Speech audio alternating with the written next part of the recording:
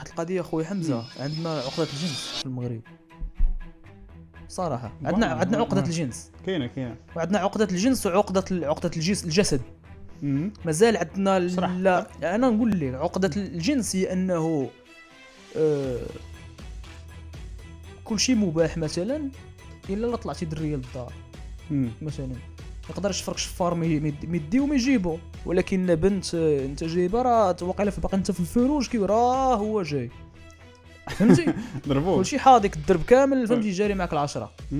عقدة الجسد هو انه لا وما تلبسيش الجين ما تلبسيش المايو ولا ما بغاتش تعوم في البحر ولا لا بيسين بالمايو واش تعوم بالعبايه.